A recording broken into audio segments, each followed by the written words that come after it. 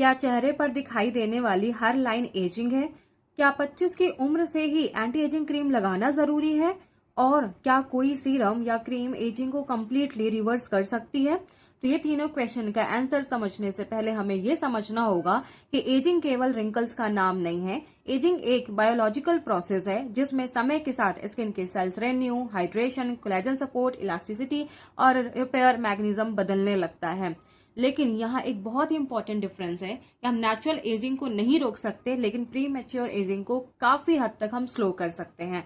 तो आज की क्लास में हम सीखेंगे कि एक्चुअल में स्किन एजिंग क्या होती है, स्किन के अंदर एजिंग कैसे डेवलप होती है, फाइन लाइन, रिंकल्स और सैगिंग क्यों आते हैं, कौन से इंग्रेडिएंट्स वास्तव में यूजफुल है, कंप्लीट एंटी एजिंग सोल्यूशन क्या होना चाहिए और कौन सी गलतियां जो स्किन को प्री मैच्योर एजिंग की तरफ लेकर जाती है। तो आइए इस क्लास को बेसिक से प्रोफेशनल लेवल पे समझते हैं। So hello everyone, I am Anjali और जैसे कि आप सबको पता है कि हम हमारी क्लास ऑर्गेनिक ब्यूटी मंत्रा में आपके लिए लेकर आते हैं बहुत ही बेहतरीन प्रोफेशनल कॉस्मेटिक फॉर्मुलेशन क्लास, जहां पे आप बेसिक टू एडवांस प्रोडक्ट्स कैसे बनाने हैं, उनके पीछे का साइंस क्या है, रॉ मटेरियल क्या होने चाहिए, कौन सी प्रॉब्लम के लिए कौन से प्रोडक्ट्स बनाने हैं, कौन सी एज में कौन से प्रोडक्ट देने चाहिए, सारी चीजों को बेसिक टू एडवांस समझ रहे हैं। सो आज की जो हमारी क्लास है वो है एंटी एजिंग के ऊपर, जो कि बहुत ही इंपॉर्टेंट है और ये सभी के लिए इंपॉर्टेंट है क्योंकि एजिंग फैक्टर एक टाइम के बाद हर स्किन में दिखाई देने वाले हैं, तो इसका सोल्यूशन तो चाहिए। बट आज की डेट में प्री मैच्योर एजिंग भी काफी देखने के लिए मिल रही है, जिसका सोल्यूशन और तेजी से चाहिए। तो फटाफट अगर अभी तक हमारे चैनल को सब्सक्राइब नहीं किया है तो जाके सब्सक्राइब करें एंड बेल आइकन को जरूर हिट करें हमारी नेक्स्ट बहुत ही इंफॉर्मेटिव क्लासेस के लिए या फिर उनके इंफॉर्मेशन के लिए। तो चले स्टार्ट करते हैं आज की क्लास। सबसे पहले समझते हैं एक्चुअल में एजिंग क्या है। स्किन एजिंग एक नेचुरल कंटिन्यूअस प्रोसेस होती है। हमारे स्किन ओल्ड सेल्स को शेड करती है और नए सेल्स बनाती है, वाटर रिटेन करती है और इन्वायरमेंटल डैमेज को रिपेयर करने की कोशिश करती है। इट मीन्स हमारे स्किन में या हमारी पूरी होल बॉडी में कहीं पे भी इन्वायरमेंटल डैमेजेस होते हैं तो बॉडी उसे नेचुरली हील और रिपेयर करने का काम करती है। लेकिन समय के साथ साथ हमारी जो बॉडी में नए सेल्स बन रहे हैं वो कम्प्लीटली स्लो हो जाती है उनकी प्रोसेस। इट मीन्स नए सेल्स बनने की जो प्रोसेस है वो कम्प्लीटली स्लो हो जाती है। नेचुरल ऑयल कम हो सकता है, आपके स्किन का जो बैरियर है वो डैमेज होना स्टार्ट हो जाता है, स्किन में कोलेजन का जो प्रोडक्शन है वो तेजी से बदलना स्टार्ट हो जाता है, स्किन का जो फाइबर है वो इलास्टिसिटी है वो डैमेज हो सकती है और साथ ही साथ स्किन में जो वाटर होल्डिंग कैपेसिटी होती है वो भी कम हो जाती है, जिसकी वजह से आपको अपने स्किन में dryness, dullness, rough skin, uneven, less firm और साथ ही साथ रिंकल्स भी दिखाई दे सकते हैं। इसलिए एजिंग केवल ऊपर से दिखाई देने वाली लाइन नहीं है, इसके पीछे का जो साइंस है वो उसमें बहुत सारे चेंजेस होने की वजह से हमारे स्किन में ये सारी प्रॉब्लम देखने के लिए मिलती है। अब समझते हैं कि स्किन में जो एजिंग होती है यानी स्किन का स्ट्रक्चर और एजिंग क्या है, इस स्ट्रक्चर के अकॉर्डिंग एजिंग कैसे होती है। स्किन एजिंग को समझने के लिए स्किन की 3 बेसिक लेयर को समझना जरूरी है। फर्स्ट जो है वो है एपिडर्मा। एपिडर्मिस स्किन की एक आउटर लेयर होती है। इसकी सबसे बाहर का भाग जो होता है वो हमारे स्किन में स्किन के वाटर लॉस को कंट्रोल करता है, बाहर से जो इरिटेशन होती है उससे प्रोटेक्ट करता है, माइक्रो ऑर्गेनिज्म जो होते हैं उसे स्मूथ करता है और उसे बचाता है और स्किन के सरफेस को भी स्मूथ रखता है, जिसकी वजह से हमारी स्किन जो है वो यंग दिखती है। लेकिन एजिंग या बैरियर डैमेज होने की वजह से जो ये एपिडर्मिस होते हैं उसमें ज्यादातर आपको ड्राइनेस, रफनेस, फ्लैकी या फिर डलनेस दिखाई दे सकती है। सेकंड जो होता है वो है डर्मिस। डर्मिस हमारे स्किन की डीपर लेयर होती है। यहाँ हमें कोलेजन, इलास्टिसिटी और साथ ही साथ हमारे स्किन के फाइबर भी देखने के लिए आपको मिलते हैं। कोलेजन स्किन को स्ट्रेंथ, स्ट्रक्चर और सपोर्ट देता है। इलास्टिसिटी स्किन को स्ट्रेच होने पे या फिर वापस से शेप में लाने में हेल्प करता है। एंड साथ ही फाइबर की बात करें तो ये हमारे स्किन के वो सेल्स होते हैं जो हमारे स्किन के अंदर पाए जाते हैं, हमारे स्किन के कोलेजन, इलास्टिसिटी और स्किन को रिन्यू करने पे सपोर्ट करते हैं। साथ ही साथ इसके जो कॉम्पोनेंट्स होते हैं वो हमारे स्किन के नए सेल्स को भी बनाने का काम करते हैं। जब कोलेजन का ब्रेकडाउन बढ़ता है और न्यू कोलेजन बनाना होता है तो यहाँ पे न्यू कोलेजन बनाने पे भी सपोर्ट करता है। फाइन लाइन और रिंकल्स ज्यादा विजिबल इन्हीं की वजह से होते हैं जब कोलेजन हमारे स्किन में बहुत तेजी से कम होना स्टार्ट हो जाता है। तो ये रीजन होते हैं हमारे स्किन में। एंड बात करें थर्ड लेयर की तो एक deeper fat supporting tissues layer होते हैं। समय के साथ फेशियल फैट डिस्ट्रीब्यूशन और डीपर सपोर्टिंग स्ट्रक्चर में चेंजेस के कारण फेस का जो वॉल्यूम होता है, उसका जो कंटोर होता है, वो पूरी तरीके से बदलने लगता है। हमारी स्किन बहुत ज्यादा लूज हो जाती है, लटक सी जाती है, डल सी हो जाती है। यही कारण है कि जो ट्रिपिकल क्रीम या सरफेस हाइड्रेशन इंप्रूवमेंट, यानी आप जो इतनी सारी क्रीमें लगाते हैं वहां पे ये काम नहीं करती है। इसको अंदर से ठीक करना बहुत जरूरी होता है। ऐसे कौन से 2 रीजन है जिनकी वजह से हमारी स्किन में एजिंग फैक्टर काफी तेजी से दिखाई देते हैं? तो हमारे स्किन में सिर्फ 2 रीजन होते हैं जिनकी वजह से एजिंग फैक्टर दिखाई देता है। पहला, इंटरनल फैक्टर। इंटरनल फैक्टर एक नेचुरल एजिंग प्रोसेस होती है जो कि जेनेटिक, मेटाबॉलिज्म और हार्मोन चेंजेस, यानी टाइम टू टाइम हमारी बॉडी में जो हार्मोन चेंजेस होते हैं, सर्कुलर चेंजेस होते हैं, ये उससे रिलेटेड होता है और ये एक नेचुरल प्रोसेस है और इसे आप नहीं रोक सकते हैं। लेकिन इसके कुछ कॉमन साइन होते हैं जिससे आपको पता चल जाता है कि हमारे स्किन में एक एज के अकॉर्डिंग आपको ये इंटरनल प्रोसेस स्टार्ट हो गई है। जैसे कि आपके स्किन में फाइन लाइन का दिखना, धीरे धीरे आपके स्किन में ड्राइनेस होना, आपकी स्किन की जो इलास्टिसिटी है वो बहुत ही तेजी से रिड्यूस हो रही है, आपकी स्किन पतली हो रही है, आपकी स्किन में जो रिकवरी प्रोसेस है वो बहुत ही स्लो हो गया है। ये इंटरनली नेचुरल प्रोसेस के थ्रू होता है और ये स्टॉप नहीं किया जा सकता, क्योंकि जैसे जैसे आपकी उम्र आगे बढ़ेगी वैसे वैसे ये प्रॉब्लम। बात करें सेकेंड रीजन की जिसकी वजह से हमारे स्किन में बहुत सारे एजिंग फैक्टर दिखाई देते हैं और ये एक्सटर्नल फैक्टर की वजह से होते हैं, जैसे कि UV radiation, pollution, harsh skin care के प्रोडक्ट्स, स्मोकिंग या फिर पुअर स्लीप। साथ ही सन एक्सपोजर की वजह से भी हमारे स्किन में प्री मैच्योर एजिंग दिखने लगती है और जिसकी वजह से आपको uneven pigmentation, as spots, rough texture, आपके स्किन में रिंकल्स, डलनेस और बहुत सारी प्रॉब्लम दिखाई देती है।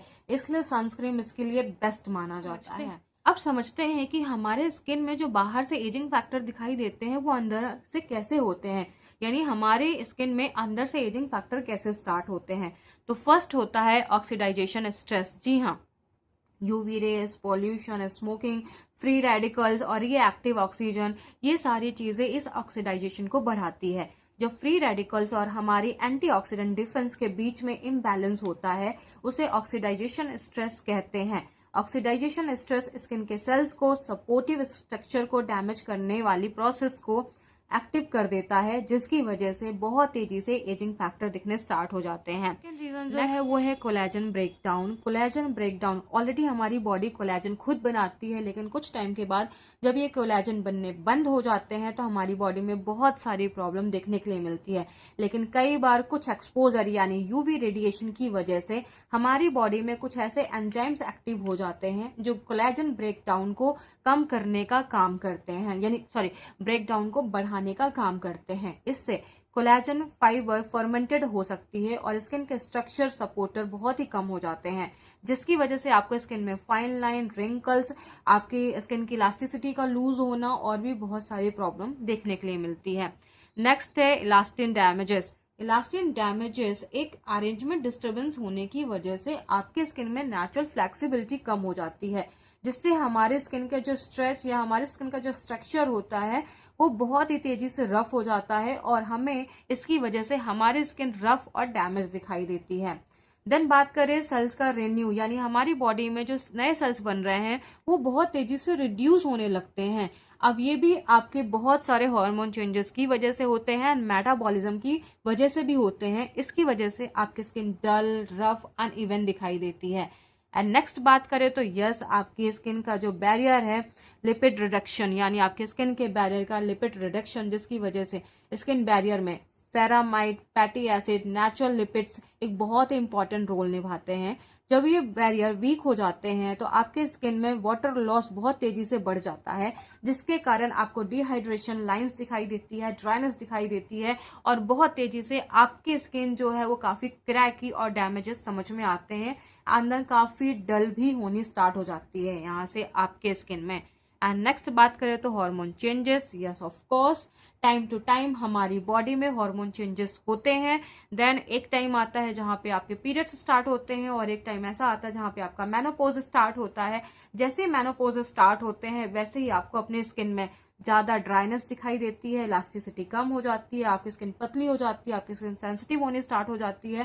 तो ये सारे चेंजेस जो हैं, यानी ये सारे इंटरनल रीजन हैं जिनकी वजह से आपके स्किन अंदर से एजिंग फैक्टर को बनाती है और आप एजिंग की तरफ जाते हैं। इस स्टेज में केवल स्ट्रॉन्ग एक्टिव्स नहीं बल्कि मॉइस्चराइजर, स्किन का बैरियर, ये सारी चीजें बहुत इंपॉर्टेंट है। हम गलती क्या करते हैं कि हम बहुत सारे स्ट्रॉन्ग एक्टिव्स जैसे कि रेटिनॉल, रेटिनॉइड्स या पेप्टाइड्स या सेरामाइड्स, ये सारी चीज़ों का यूज़ करते हैं, पर एक्चुअल में इसके साथ साथ हमें बहुत सारी चीज़ें ऐसी यूज़ करनी है जिससे इंटरनल फैक्टर बहुत तेज़ी से कम हो। अब ऐसे कौन से साइन है जो विजिबली आप देख सकते हैं कि आपकी स्किन एजिंग की तरफ जा रही है, जो कि है fine line, wrinkles, dryness and dehydration, uneven pigmentation, dullness, साथ ही आपके स्किन में loss of elasticity. And then बात करें तो आपके स्किन के जो पोर्स है वो बहुत तेजी से बड़े दिखते हैं। एंड आपके स्किन की जो रिकवरी है, यानी आप बहुत सारे जो एक्टिव्स लगा रहे हो या प्रोडक्ट लगा रहे हो या स्किन केयर के प्रोडक्ट्स लगा रहे हैं या इंटरनल आप जो चीजें खा रहे हैं, फिर भी आपके स्किन में वो प्रोसेस नहीं हो पा रही है, वो रिपेयरिंग नहीं हो पा रही है जो होनी चाहिए, तो ये सारी प्रोसेस स्लो हो जाती है। तो इट मीन्स आपकी स्किन एक एजिंग की तरफ जा रही है।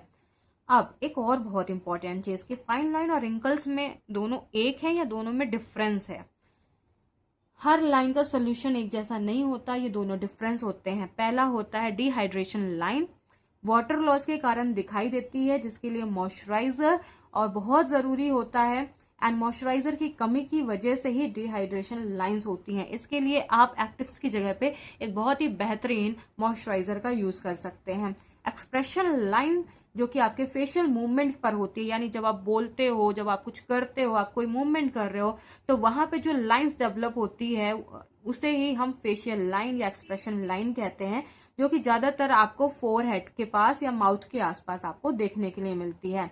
देन बात करें स्ट्रेचिंग रिंकल्स की, तो ये फेशियल मूवमेंट ना होने पर भी दिखाई देती है, यानी आप कुछ करो या ना करो फिर भी आपके स्किन में दिखाई दे रही है। ये एक लॉन्ग टर्म कोलेजन लॉस की वजह से होता है, यानी आपके स्किन में अगर कोलेजन बहुत टाइम से लॉस होता आ रहा है, सन डैमेजेस होते आ रहे हैं, स्ट्रक्चर डैमेजेस होते आ रहे हैं, उनमें चेंजेस होता आ रहा है, और आपने कोई भी मॉइस्चराइजर, हाइड्रेशन वाले प्रोडक्ट्स नहीं यूज किए हैं, तो ऐसा ऑफकोर्स ये आपको देखने के लिए मिलेगा, और एक लंबे समय के लिए देखने के लिए मिलता है। कई बार ये नहीं खत्म होता है, इसलिए मॉइस्चराइजर डिहाइड्रेशन लाइन को प्लम कर सकता है। तो आपको बहुत जरूरी है मॉइस्चराइजर का यूज करना, और साथ ही साथ कुछ ऐसे प्रोडक्ट्स जो आपके प्री मैच्योर एजिंग को कंट्रोल कर सके। देन अब आते हैं कुछ चीजों में कि सॉल्यूशन क्या है आपके प्री मैच्योर एजिंग को कम करने का। सॉल्यूशन बहुत जरूरी है। अब क्लास का सबसे इंपॉर्टेंट सेक्शन जहां पे हम ये सीखेंगे कि एक्चुअल में स्किन की जो एजिंग है उसका सॉल्यूशन क्या है, प्रॉपर तरीके से हम अपनी स्किन को कैसे ठीक कर सकते हैं अगर आपकी प्री मैच्योर एजिंग है। तो फर्स्ट है प्रोटेक्शन, बहुत जरूरी है देना अपनी स्किन को। सेकंड है आपकी स्किन का बैरियर, इसे बहुत तेजी से सपोर्ट करना है। And correct actives, correct actives का मतलब होता है कि यस ऑफ कोर्स आप अपने स्किन में वही एक्टिव्स यूज करिए जो आपके स्किन के अकॉर्डिंग है, प्रॉब्लम के अकॉर्डिंग है, और आपको कोई रेडनेस या इरिटेशन ना हो। एंड फोर्थ जो होता है, अगर आपको बहुत ज्यादा जरूरत है, वो है प्रोफेशनल ट्रीटमेंट। तो प्रोटेक्शन की बात करें तो यहाँ पे जो आप यूज कर सकते हैं वो है सनस्क्रीन। सेकंड सोल्यूशन की बात करें तो यहाँ पे आप यूज कर सकते हैं बहुत ही बेहतरीन जेंटल क्लेंजर। थर्ड सोल्यूशन की बात करें तो एक बहुत ही बेहतरीन मॉइस्चराइजर। एंड बात करें यहाँ पे यस करेक्टिव एक्टिव्स की बात करें, यानी बहुत ही करेक्ट एक्टिव्स की बात करें, तो यहाँ पे आप यूज कर सकते हैं रेटिनॉल या रेटिनॉइड्स। ये विटामिन ए की फैमिली माने जाते हैं या विटामिन ए की फैमिली के इंग्रेडिएंट्स माने जाते हैं। रेटिनॉल कॉस्मेटिक प्रोडक्ट्स में कॉमन एक एक्टिव इंग्रेडिएंट्स होता है जो कि इजिली अवेलेबल होता है।